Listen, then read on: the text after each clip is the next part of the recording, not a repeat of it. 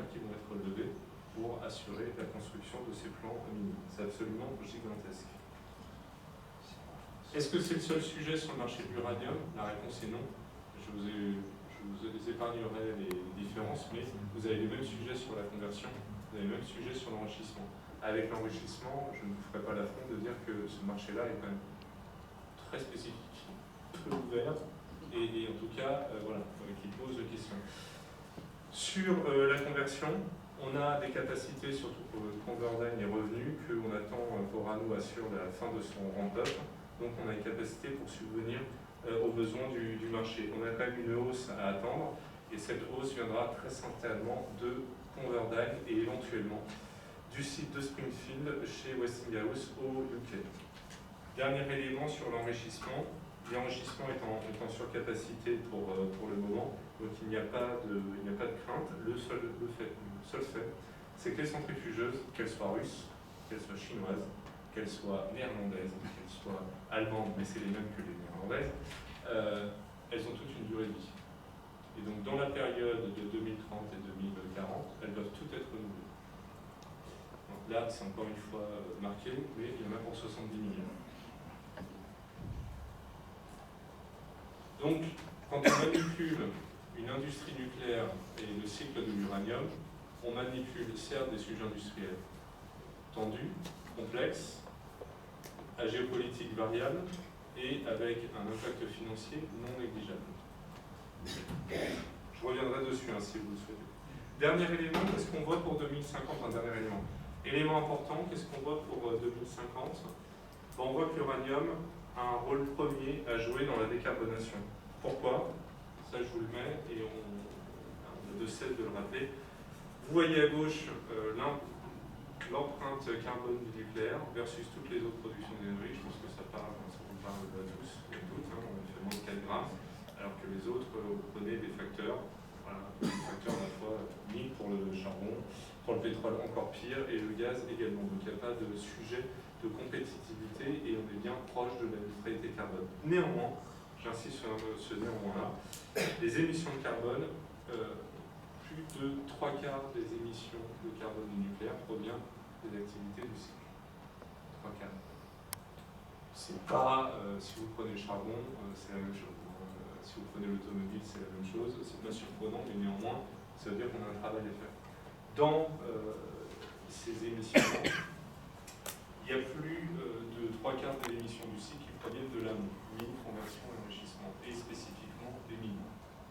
Et donc, on a lancé, au travers du WNA, en tant qu'acteur responsable de l'EDF, la démarche Umbec pour la décarbonation de nos activités.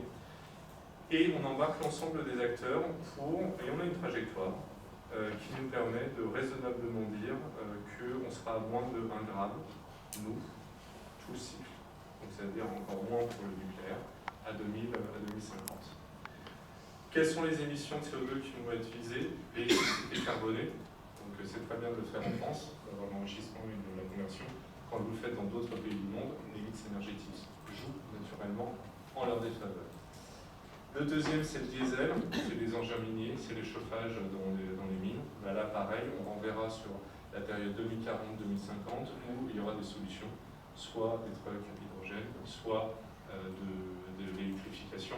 L'électrification, on n'y croit pas trop sur certaines mines, notamment une mine canadienne. Je vous rappelle, une mine canadienne, l'été, ils peuvent monter à plus 40 et finissent à moins 40 l'hiver. Donc l'électricité, le camion électrique, sinon il faudra vraiment qu'il soit robuste pour tenir la mer.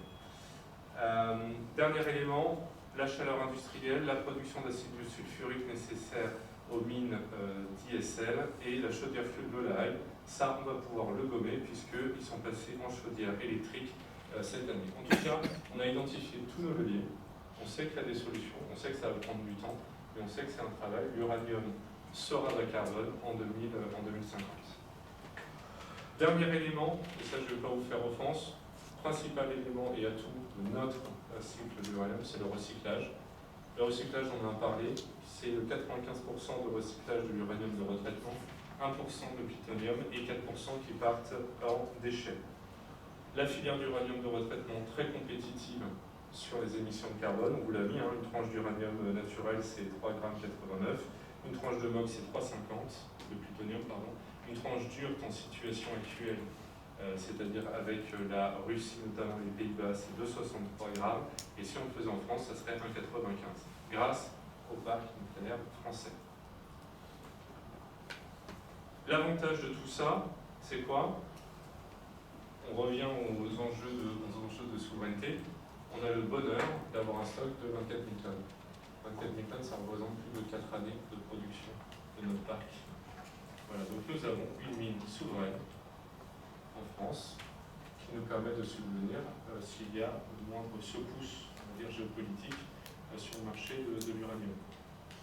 C'est le dernier avantage que je ne vais pas exposer au démarrage de mon exposé. Élément, pas à retenir, mais comme ça vous donne quand même une idée, une intensité. La volonté d'EDF, c'est simple, c'est de résorber la totalité de son stock d'uranium de retraitement avant 2050. Ça veut dire quoi? Et ça, il faut que vous l'ayez en tête, c'est un changement de driver essentiel pour EDF, puisqu'à partir de 2030, 30% de ce que nous chargerons dans les réacteurs sera de l'uranium de retraitement. 30%.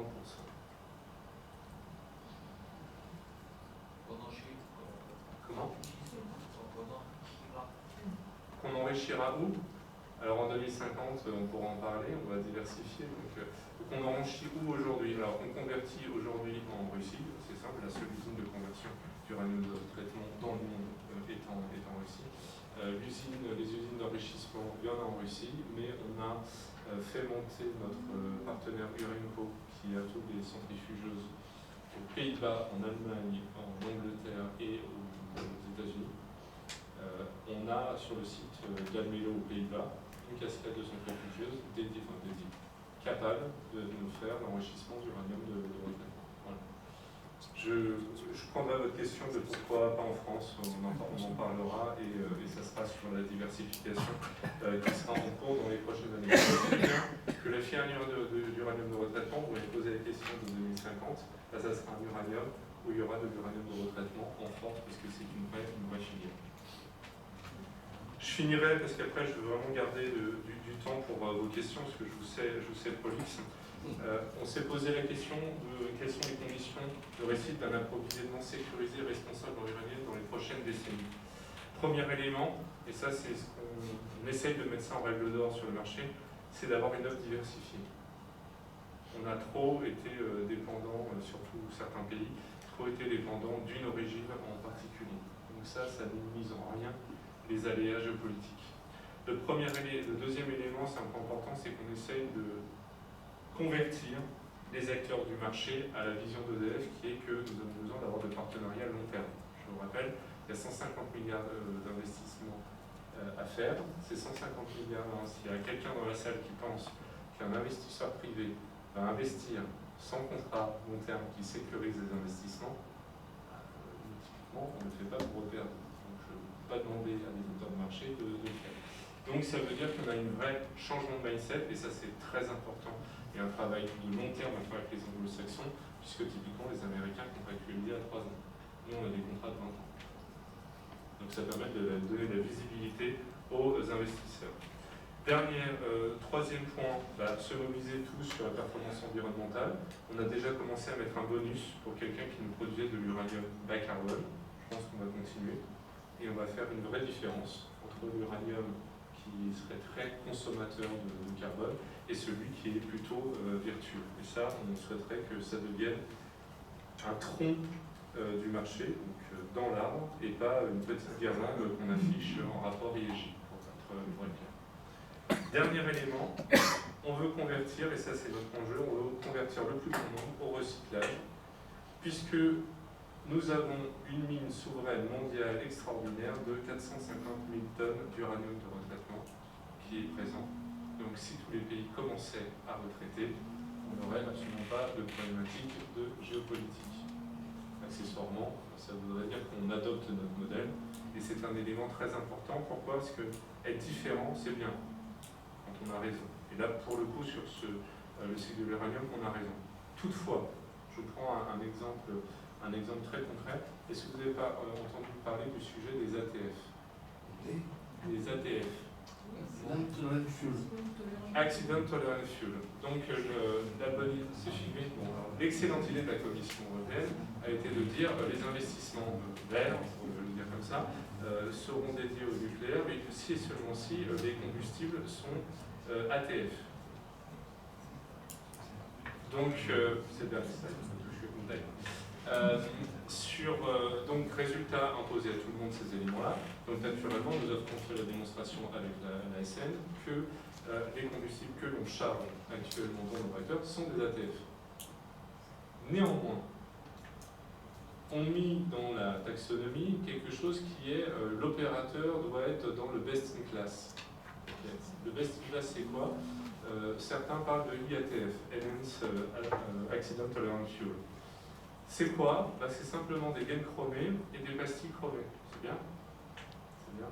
Ça rajoute 3 secondes pour les spécialistes de neutronique. Je vous rassure, ça ne fait pas l'alpha et l'oméga en cas d'accident. Et néanmoins, ça fait beau et les fuel vendors sont ravis de présenter un nouveau produit. Premier sujet, ce type de produit-là, il nous faut 10 ans pour le qualifier. Ça mobilise toute la filière. Pour, honnêtement, un avantage réduit. 3, mettre du chrome et peindre du chrome des gaines quand ils sont en réaction en cœur, je vous assure que ce n'est pas une bonne idée. La corrosion arrive vite. Ce n'est que mon avis, mais en tout cas, on a celui-là. Donc on s'est mis des contraintes. Et l'élément complémentaire, et c'est là où on a un vrai sujet, c'est les pastilles chromées. Pastilles chromées aussi, quand on met des assemblages dans le désert, excusez-moi de l'expression, parce que c'est ce que font nos amis américains. Bah oui, vous pouvez avoir des pastilles chromées. Mais par contre, quand vous faites du recyclage et que vous avez un cycle de l'uranium qui vous coûte très cher, bah les pastilles chromées vont diviser par 4 la capacité de traitement de la hague. Donc je pose la question à l'État de dire, bah, écoutez, on doit déjà prendre 30 milliards pour construire une hague, est-ce que je dois construire 3 autres hagues complémentaires? Ça fera juste un petit package de 100 milliards, on arrondira. Hein. Voilà. Donc le fait est, c'est que c'est bien d'avoir raison, mais néanmoins il y a des sujets, vous voyez, je voulais vous éclairer, que ce serait mieux que l'ensemble des acteurs aillent vers cet uranium bas de carbone et recyclé. Maintenant, je vais prendre vos questions avec grand plaisir. Merci beaucoup. Merci beaucoup pour cette présentation très éclairante.